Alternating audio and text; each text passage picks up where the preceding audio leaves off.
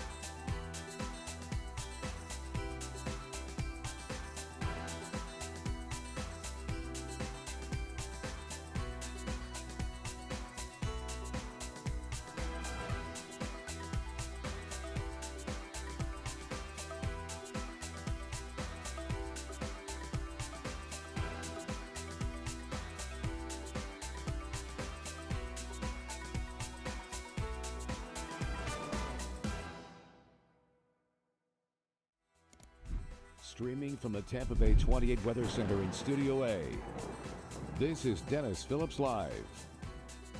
Brought to you by Storm Smart. Protect every opening of your home.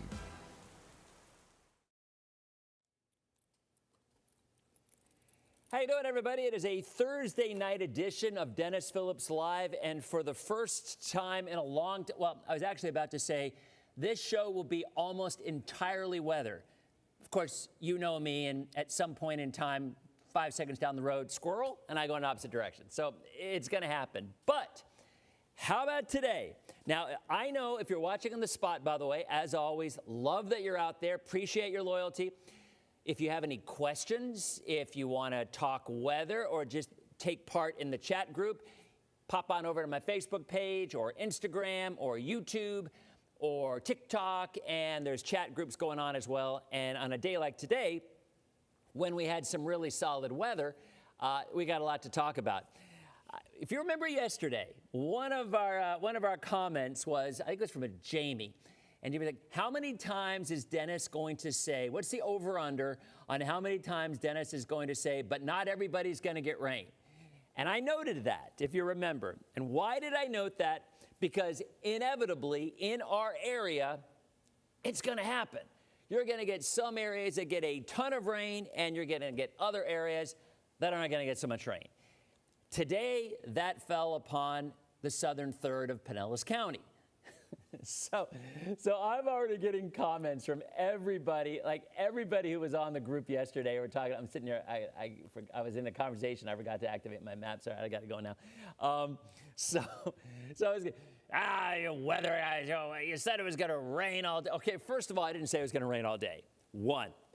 2, what was the rain percentage today did we come up with? We went with 70%. Now, by the way, the meteorologist in charge, the grand poobah of the National Weather Service in Ruskin, is here and going to be answering all your questions that you may have, and he's going to come up after this next break.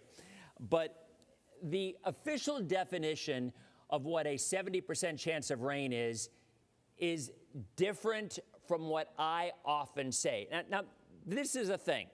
Everybody always asks me, what is a 30% chance of rain? All right? And it is a very obvious answer. There's 10 people that work at the Weather Service, and 3 of them think it's going to rain. That's a 30% chance of rain. No, it's not. But anyway, a 70% chance of rain, the Weather Service's definition is broken down to a zone. We can talk to them about it.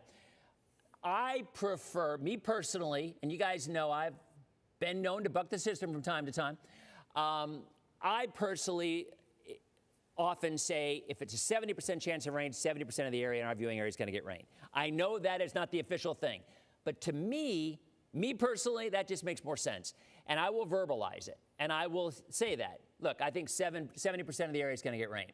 Today, it was more like 95% of the area. But if you live in Polk County, you got a ton. If you live in southern Pinellas, not so much. All right, we're going to get into the weather, but I got to share a story because it was really funny. It happened to me today. So my backyard at one point had lots of trees in it. Duke Energy came in and took them all down because they were a hurricane risk. I get it. It is what it is. A couple weeks ago, we have a storm drain in our backyard. I don't know what it's called, a storm something. And it's a big thing where the water drains in if there's flooding in our neighborhood, right? So a couple weeks ago, Pinellas County Public Works came in with these big old machines and cleared out a large area, and they were there for a couple of days, all right? And it was a lot of work, and there was a lot of things that happened, all right? So I get a knock on the door today. Mr. Phillips, we're with Pinellas County Water. You've been using 11 billion gallons of reclaimed water over the last couple of weeks. We're going to shut off your reclaimed water. I'm like, I haven't changed a thing. My water's not even on. And then I thought of the fact that we had these big old machines in the backyard tearing stuff up and moving stuff around for a couple of days and moving the fence and all, putting holes in the brick walls and whatnot. And I thought to myself, we have an issue there. And all of a sudden, as I just keep thinking, my water bill is going to be $15,000 because the guy literally said the wheel's just turning like this. And we've done stories. We've done stories about water leaks and whatnot, and they're like, yeah, that's your responsibility. Well, I argue, no, it wasn't, because I didn't run those big old machines that were tearing up the backyard. So anyway, I called Pinellas County Public Works, right? And I was talking to a very nice lady, and I guess I was starting to get a little riled up. Not angry or anything, but I'm like, look, why am I going to have to pay for the, da-da-da? And she's like, is this the weatherman? And I said, yeah, it is. And she goes, what is it that you always say? And I go, rule number 7, don't freak out. She's like, exactly, don't freak out, we got this. So she threw rule number 7 back in my face. I'm like, yes, I loved it. So I wanted to give her a major shout out because that was awesome. And she's like, it'll get taken care of, don't worry about it, we'll be fine. We'll see. But regardless, apparently rule number 7 is not just hurricanes, but also when it comes to dealing with the county. I digress. I thought it was very funny, and I loved it. All right, so the city of Winter Haven, you guys are just stirring the pot. Look, okay, so he just posted, it's Grandpa Weather Lord. All right, so I am so excited that my oldest son is going to have a grandchild. It's our first one in the family. I am going to be honest, I'm not quite accustomed to being called Grandpa yet, or Gramps, or any of that. I'm going to get there. But if you've ever gone through this change of life, and this change of your title, it hits a little home. It hits home a little bit, right? Just a little bit. If you have any grandchildren, you know what I'm saying. So anyway, city of Winter Haven. By the way, we love the city of Winter Haven because if you remember when a scoundrel went in and stole my Milky Way bars out of my file cabinet, the city of Winter Haven went on Instacart, sent Milky Way bars and Diet Dr. Pepper directly to our studio while I was on TV, while I was doing DPL. So I will forever love the city of Winter Haven. Thank you very, very much. All right, here we go. So now they're coming. And I knew I was going to open myself up with this. Pawpaw, Gramps. Yeah, all right. Hey, it's going to be awesome. It's going to be awesome. All right, so quickly we're going to talk a little bit about the forecast, but not too much. We're going to get into a break because we have the MIC, the meteorologist in charge of the NWS, National Weather Service. Might as well bring him in as well to talk about what's going on in this weather, but I will quickly give you a look at what's going on here. And radar is winding down. The atmosphere is kind of taking a break, as it often does in the evening with this kind of a setup. And then at that point, yeah, someone's saying Papa Dennis.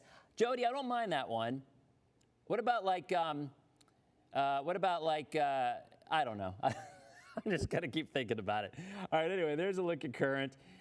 All right, so things are winding down, right? But if you look at overall rainfall, there it is. That is even greater than 70% coverage. I mean, you look at that, you're like, all right, everybody got rain. Well, maybe not quite everybody. There's Citrus and Hernando, beautiful totals there. 2 to 3 inches of rain, some cases 4 inches in southern Hernando. Pasco County, just solid coverage of 1 to 3 inches. Hillsborough County, eastern Hillsborough County, just west of the county line, 5, 6 inches of rain. I mean, awesome stuff. All right, but look, here we go. Papa D, pop. That's all. See, you guys aren't going to listen to a word I'm saying in the weather. All you're going to do is make fun and think of ways to call me granddad. All right, look at St. Pete. Look. So everybody else, you look off to the north, they're like, oh, look, my house, 3 inches of rain. Look at that, 5 inches of rain. Polk County, all that rain. Sarasota, Venice, 3, 4, 5, 6, 7 inches of rain. St. Pete, bupkis. So, and also Madeira, not too much either. This will happen. We all know that is Florida, right? That is Florida. That's the way it rolls. But it will not necessarily be like that over the next couple of days. So we're going to take a break, believe it or not, on time. Bring your questions to the new MIC at the National Weather Service. Todd, you ready? All right, so we're going to hit a break, and we'll be back in 90 seconds with your questions and to give you, we're going to talk El Nino, we're going to talk hurricane season, we're going to talk everything as DPL continues. Okay, we're in a break. All right. All right, your mic is hot. Just a reminder, you can jump into the chair. I will hold it because the chair has a tendency to move. Absolutely, yeah. As you have to jump up. Got it? Yeah. All right. And I'll move you right over here. Look at that, free ride. There's your camera too, right there. Okay. Who's directing? Who do we got in there?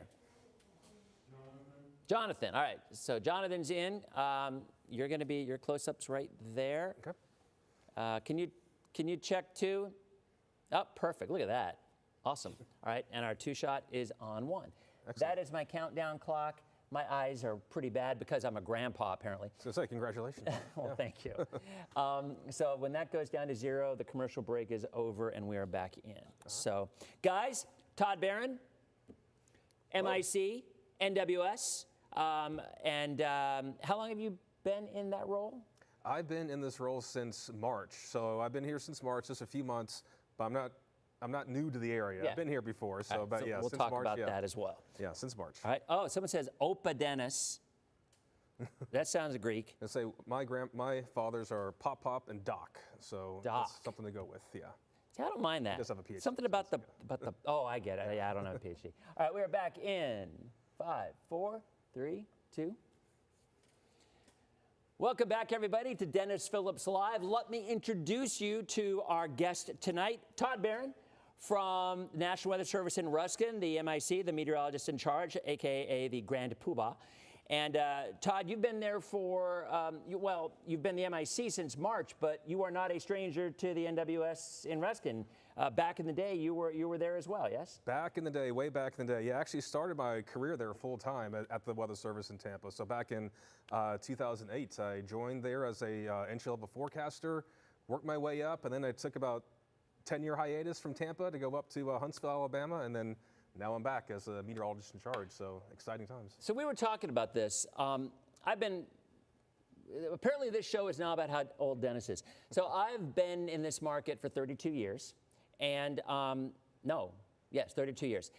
Used to be back in the day, we would call the Weather Service. There's a number for the media. You hit 1, y'all answer, and we talked about the weather. And I knew those meteorologists by first name. You know, Dan Sobian and Ernie Gilson and Paul Close, who's still there, and Jennifer Hubbard and Ron Morales. Right, yeah, goes back. Yeah, some old names, and I knew those names. And I feel sad because I don't anymore, and that's because of progress in a sense that when the information that comes out there now, it's no longer pick up the phone, it's all in a chat module, which is great for all the Mets because it really gives you guys a chance to tell everybody like that what's going on, and you don't have to answer the phone and listen to us talk about it. All right. Yeah, but we still have the phone line, so by all means, if you want to come up, you want to chat with us anytime, we're there 24/7. We can call them up right now and say hello. If you want to talk at 3 a.m., we'll have someone there too. So, but no, the chat system has come a long way. The chat system now is, like you said, it's a good way to just instantaneously get some information out, whether we're talking about just all the rainfall that fell today or just talk about how hot it could be, talk about climate, talk about whatever. So it's a real good, quick way to do that. We all have access to it. But yeah, you're right. I mean, that's something that we want to work on and make sure that we do know who you are on a first name basis. We want to make sure that our new forecasters that we're going to be getting in, that you know who they are, you know their names, because the last thing we want is whenever we are in, the heat of it, if we're dealing with a hurricane, you want to have trust in us. You want to make sure that the person giving you information is someone that you know their voice, you know their face, you know their name. So that's something that we can definitely improve upon. Well, and since you're here and a lot of these folks out there want to know what's going on with the weather for the next several days, you know what? Why don't you take over here as well? I mean, there's the rainfall totals that we had today. We were looking at it earlier, some really solid totals across the area. But as we kind of go through these maps, how are we shaping up over the next couple days? Right. So like you said, it's going to be a little bit of a rinse and repeat pattern. We have that onshore flow. And, today was kind of a unique day. If you walked outside early this morning, it was humid, like insanely humid, oppressively humid. Look at that shot. Yeah, look at yeah. Holy gorgeous, cow, yeah. that's a beautiful sunset. All right. So if you want to talk weather, let's talk some precipitable water. I mean, you know what PWAT is. So PWAT today was 2.41 inches. So for everyone else out there, if you were to take just a sample column of the atmosphere, squeeze it down, squeeze out all that moisture, it'll be 2.41 inches, which is really high. For us, that was in the 99th percentile, pretty much the highest daily max we've seen in Tampa for this day. So it was very humid. That set the stage for all the rainfall that we had today. And it makes a lot of sense. If there's more moisture in the atmosphere, there's a better chance that you're going to see heavier rainfall totals like we did today. So let's go ahead and keep on and talk a little bit more about what we have coming up through the weekend and into next week as well. Now, this is the graph model. This is one of our high resolution models. It's been hit or miss of late. There've been, some of it has been pretty good. Today was actually pretty good as well. But talk a little bit about what you guys see coming up through the weekend and beyond, even though we're looking at the graph. And what it is showing is some pretty decent coverage, even through the overnight and into tomorrow morning. You guys buy that? Right. Well, yes, I would say so. I mean, it's whenever we're in this westerly flow, deep tropical moisture, yeah, you're going to see just the activity start picking up along the coast in the morning hours, start to spread out along the coast. If anything, if you're looking at them, yeah, like right here, I think this is a good indication that we'll see maybe some higher amounts in that upper northern area of your DMA, of our forecast area. So that's kind of what we're hitting on for the next few days there. Also, with a westerly flow, you might see a water spout or two. I mean, not out of the question. Anytime we get onshore flow, it hits that complicated coastline. It doesn't take much to spin up a little something right there. I mean, we always have to worry about that once we get storms hugging the coastline. So that's Friday. What about the weekend? Weekend, we're still going to be pretty wet too. So I think you mentioned it earlier. We do have a front north of the area. Have another cold front. If you look at the national surface map, we do have it's hard to say cold front in late July, early August, but there is going to be one moving to the southeast. It's not going to come through Florida, unfortunately. It's going to stall to the north. That's just going to kind of maintain that deep tropical moisture. So we're going to see high rainfall totals or rainfall percentages through the weekend. So farther north you live, the better the chances, though, closer to that front? Looking at the overall rainfall totals for the next 5 to 7 days, that's where the higher amounts we're kind of focusing in on right now. I mean, I think everyone has a pretty good shot. Yeah, there you go, right there. So that's kind of focusing on the higher amounts once you get Tampa Bay northward along the coast. Whenever I say higher amounts, I think everyone's going to have a pretty good chance of seeing anywhere between half an inch to an inch, depending on where you are. But those higher amounts could be a little bit more towards the nature coast. Yeah, it does look up by the Big Bend. Right. And also, and this is something that we'll finish this and we'll talk about that in a second. So you're obviously looking at the highs. You're talking cold front, but these highs aren't from a cold front. It's just because we got a lot of clouds out there. Yeah, it's cloudy. So that's one thing you can't complain about today. It is not as hot as it could be, not as hot as it was the last couple days. But one thing too, we're talking about all this rainfall. We're still in a drought. It's crazy to talk about. It's still a severe to extreme drought in a lot of the areas out there. And that's really because we're only about at 75% of the actual total rainfall for the year so far. We're making good progress. The drought's not going to persist, through the fall or winter with everything kind of setting up. But yeah, there it is right there. So we do have to keep that in mind. On top of that, what's also making the drought kind of persist a little bit longer this time of year, the vegetation tends to soak up all the moisture. It's like a thirsty vegetation out there. It sucks it up, and that kind of slows down the process of getting our soils a little bit more moist. So let's talk quickly about the tropics. So, and we'll get into this in the next segment, talking about El Nino as well. NHC is saying no development expected over the next 7 days, but the model, anytime we get a stalled out front, like you're kind of seeing out there, and like you're more than likely will happen later on, there's a possibility that you can see a little pressure developing along that, and the models are kind of hinting at that now a little bit toward the middle of next week. NHC has not yet, but it is something that I think might come to pass, but I don't think it would have any impact on us either way. I mean, most of the models are bringing anything in and curving it away if it were to play out that way. Right, yeah, so it's this time of year that it's not out of the question to see, you know, I think everyone says the blob, you know, from the Hurricane Center. They circle something that's not out of the question to see something like that. But no, this is an El Nino year that does have some things that we have to overcome. But yeah, it's wait and see. But nothing expected for the next 7 days. Well, let's go ahead and look at the 7-day real quick, and can kind of give the official NWS forecast. So here it is. I actually think these highs might be a little bit high. I didn't update. If we're cloudy, I'm thinking we're probably going to be more 88, 89. Although if we get any sun at all, we can go up to 90. But of the next 4 days, what would you say, in your opinion, is the day where we have the best chance of rain? Best chance of rain. It's pretty much just going to be fairly similar to the next few days. Okay. And it's kind of like what you showed today. I think we have a pretty good chance overall for most of the areas, but there's going to be some areas that miss out too that may not get 3 inches of rain. Yep. Some could get 0, some get 3 or 4. But yeah, if anything, yeah, I'll keep the temperatures down. Okay, got to hit a break. Back in 90 seconds as DPL continues. See, and look, they're even reminding me, break, break. So is that every 10 minutes, I guess? No, it's really whenever we want to. Oh, okay. Just got. But they know that I have to hit 3 breaks, and I still have another one I got to hit. So I went about 2 minutes heavy before hitting it. And there's no, again, as long as I get them in, it's fine. Right. But sometimes I'll just start talking and I'll lose track of time. Yeah. And they're like yelling, break, break. And these are the the folks in the chat. Yeah. So they're kind of like my producer. Your producer's behind the scene there. That's awesome. David's asking, Todd, what's new on warnings from waterspouts to tornadoes? Not really sure what you mean by that. I don't think there's really been any changes, have there, in the terms of the warnings? If we detect a waterspout, we're going to put out a special marine warning. If we have an indication that's going to come ashore, it doesn't matter if it's just going to come ashore, like on a beach, spit of sand. We're going to put out a tornado warning too.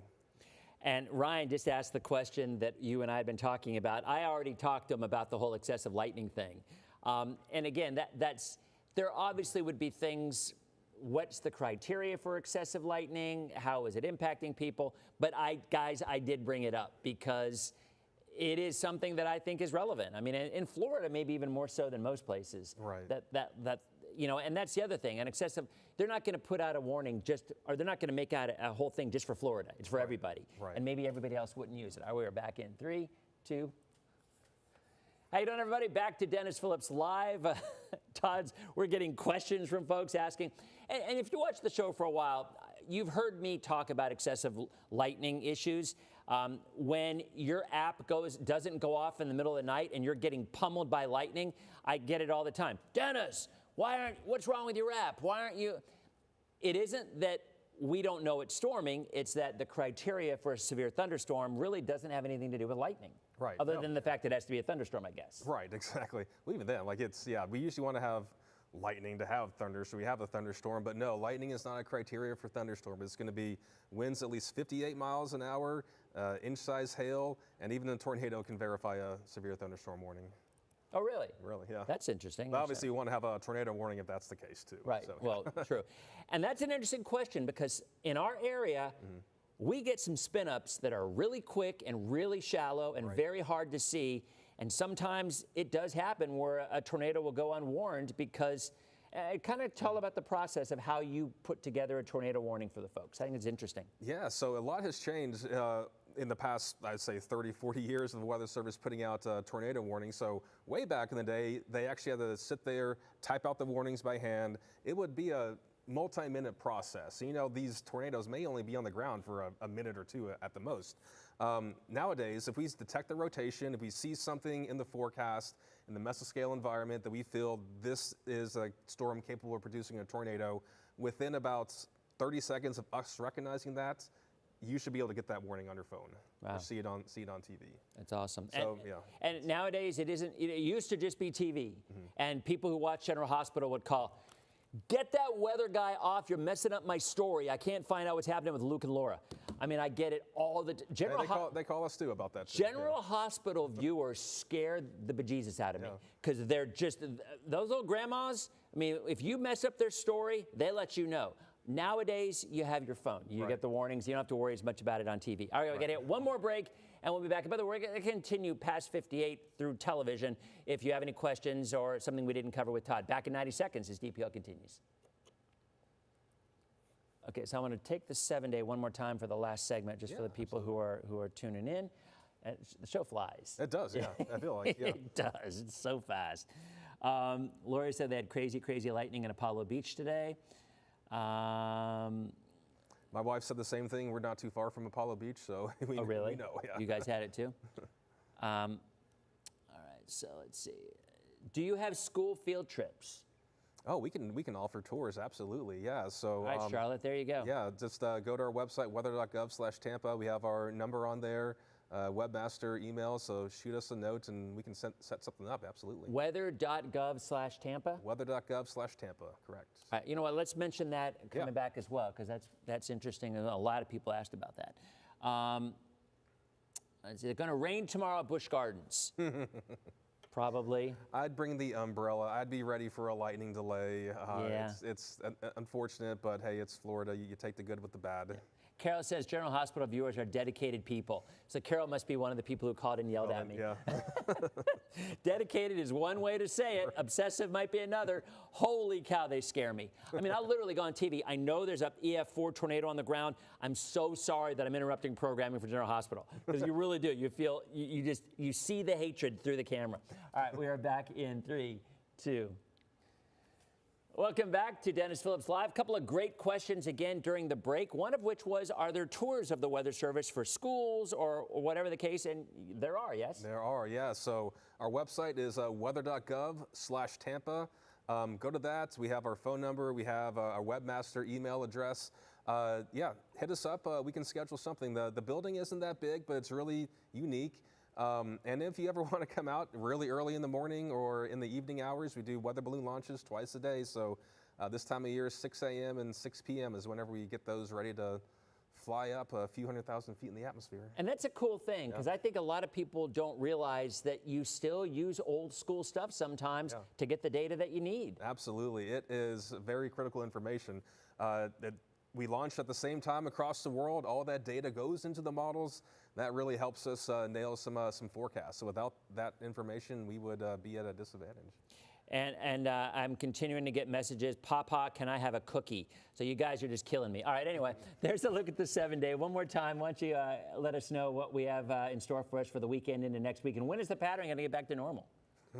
So I think you mentioned this before, but as we get into later part of next week, once we get this front wash out, maybe we'll get winds turning more southerly, southeasterly, but once we get that more southerly flow, get rid of that onshore flow, that should reduce that overall cloud cover and rain chances going into later on next week. But I do think it's fair to say that coming up for the next 4 days, coastal showers in the morning, pretty good bet, even before sunrise in some cases. Possibility of a water spout or two. It happens all the time with this kind of a pattern. Matter of fact, I think there was one out there today. I don't think it made it on shore, but I think there was some spin out there. And then moving inland later in the day, usually mid-evening through 2 a.m., it usually gives a little bit of a break. Atmosphere catches his breath, and then we do it all over again. And then, as you mentioned, front off to our north might enhance rain chances northern counties later Saturday into Sunday. Correct. So, so there you go, guys. If you're watching on TV, as always, thanks for watching. Tomorrow night, we're going to be at the Straz. The Banksy exhibit is opening up, and I'm going to have that for you on DPL tomorrow. Thank you so much for joining us, Todd. We are going to continue on streaming and on Facebook. Have a great night. Thanks for watching. And we are out. Awesome. All right. So there we go. GDPL, Grandpa Dennis Live. Yeah, Man, you just threw him a bone there with that. Yeah, it's never going to end today with the grandpa. Yeah, and I do that. You know, hey, it's good. It's good subject. It's good subject matter. Do you have a name picked out for what it's going to be for you? I don't, and I've really thought about it actually. I mean, and I don't want. Look, I don't like Papa. I don't like Granddad. I want something a little, dare I say, younger. Yeah. I just do, and I don't know if that exists, and I'm deluding myself. But I'm taking. You know what?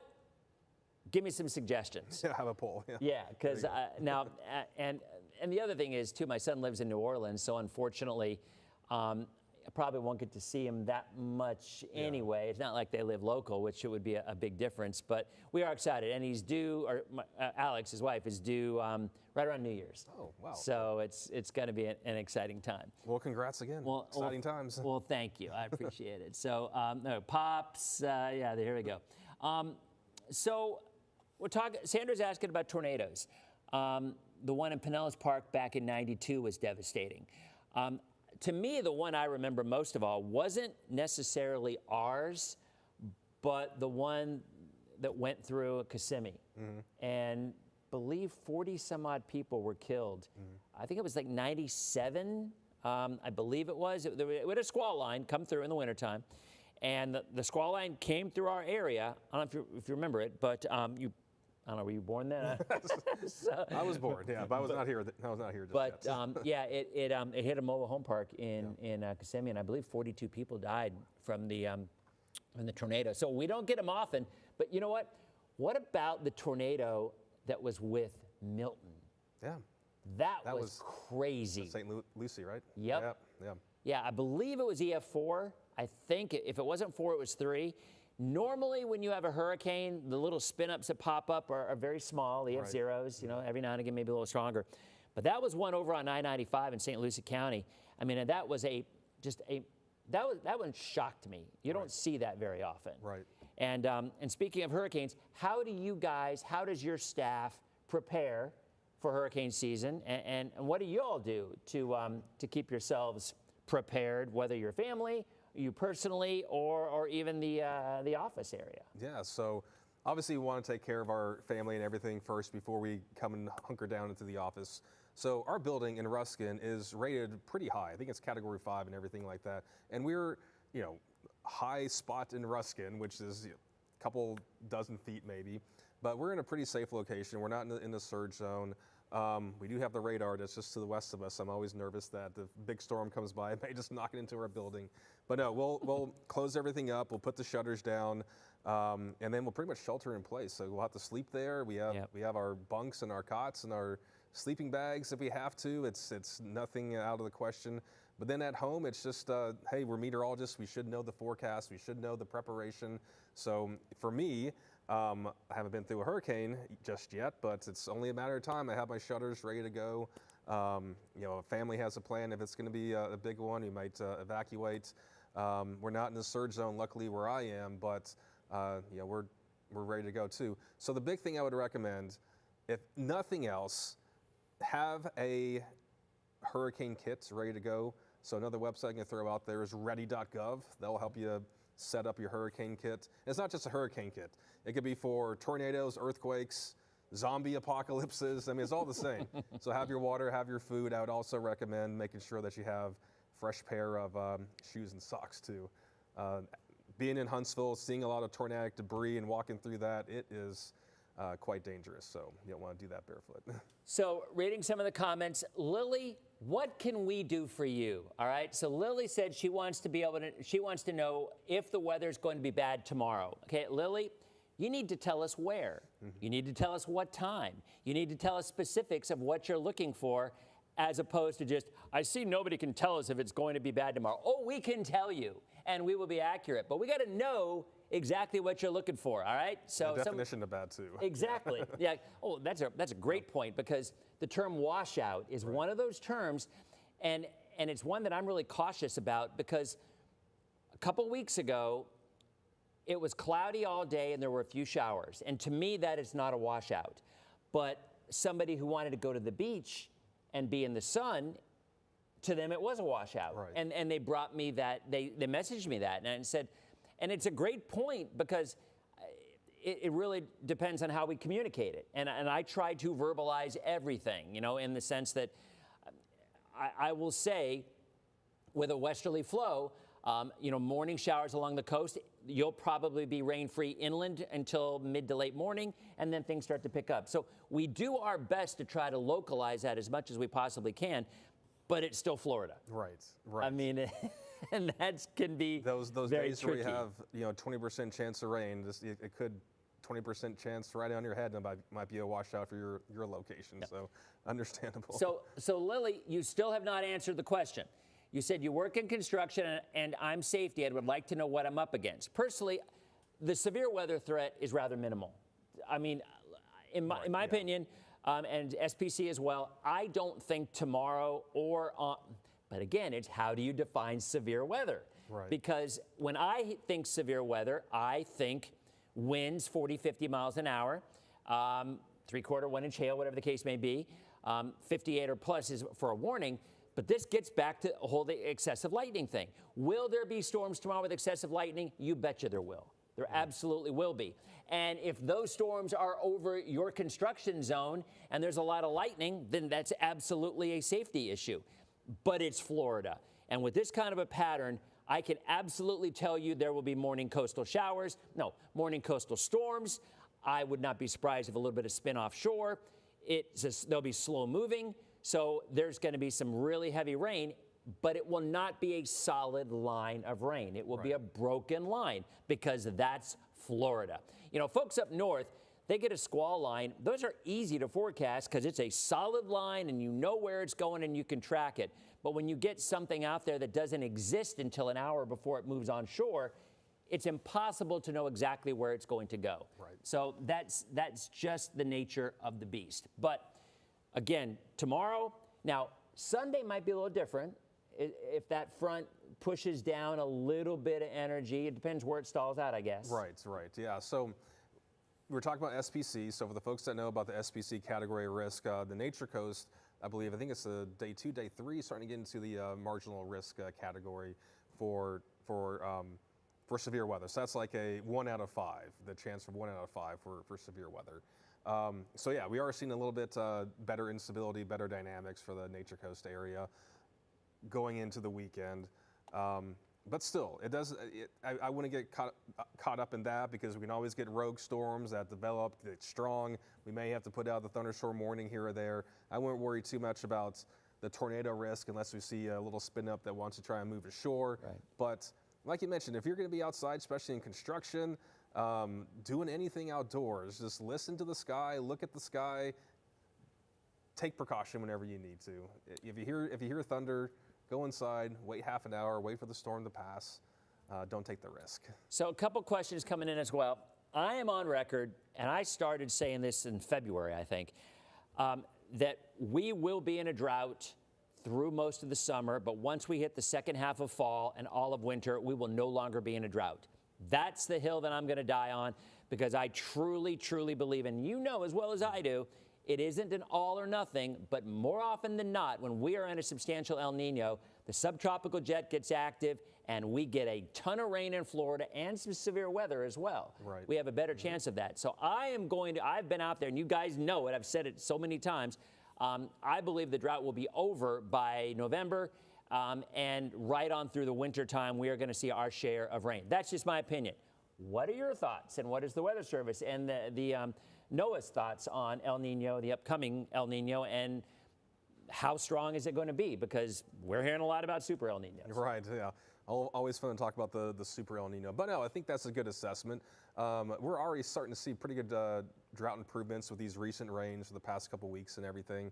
Like I mentioned before, we're still in that severe to extreme drought in some areas, but we're still sitting at 75% of our normal total. Yes, whenever we start getting these more persistent rain events, that is just going to slowly chip it away.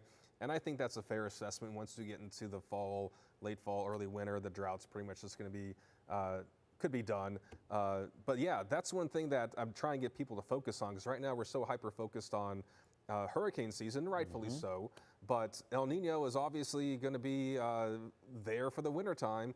And like you mentioned, that's where we're going to see some potential for stronger convective activity, stronger storms, lines of storms, tornadoes. Yeah. I mean, I remember we've had several winters with an El Nino where we've had some sizable EF2, EF3 tornadoes come through and do some damage, which we don't normally see that.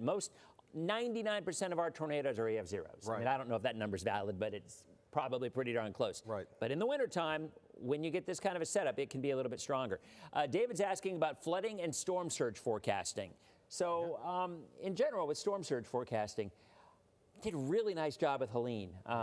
You were still in Huntsville? Still in Huntsville, correct. So my question to you is, back in the day, back in Charlie, I remember I would call the Weather Service, and you guys would toe the company line when it came to the NHC. Whatever the NHC was saying, John McMichael might have been one who would go a little bit outside of the box, but it was a real steady, this is what the NHC is saying. You guys, we're not throwing in your 2 cents. I've sensed that that has changed now. I've sensed that the local offices are really an integral part of what the NHC does. Exactly. So with their surge forecasting and their surge watches and warnings, they collect input directly from the forecast office. And one of the things we're doing now, especially at the Weather Service side, is the way that we communicate. So no longer are we trying to just live and die by one specific deterministic forecast. We're trying to explain things more in the terms of probabilistic, like risk. Here's your risk associated with this particular forecast. Here's your risk with this storm surge based off this latest forecast. So rather than saying, hey, it's going to be 3 to 5 feet of storm surge, we'll still say that, but we'll also kind of give you, here's a worst case scenario based off this forecast, but also here's the best case scenario too if the storm were to go this opposite direction. So the way that we're communicating is changing too, and that's really assisting with decision makers, emergency managers, and then hopefully like you all as well on the media side. So Maria wants to know whether Orlando weather's going to be over the weekend. I do think most of the rain in Orlando would probably be a little bit later. The morning coast with a westerly flow continuing through the weekend. I do think there will be Orlando rain, but I think I would be inclined, my opinion, I would say probably more early afternoon into the evening as opposed to the first half of the day. What are your thoughts? Yeah, on top of that, you might have some lingering showers just in the interior. That may linger a little bit longer compared to what it would be on the West Coast. So if the West Coast is clear, Central Florida still could see maybe just some lingering rainfall through the evening hours. Denise is saying has a reservation for Uber tomorrow at Anna Maria Island at 4 to 5 a.m. What do you think? 4 to 5 a.m., there might be some showers moving on shore. I mean, here, let's look at Futurecast, because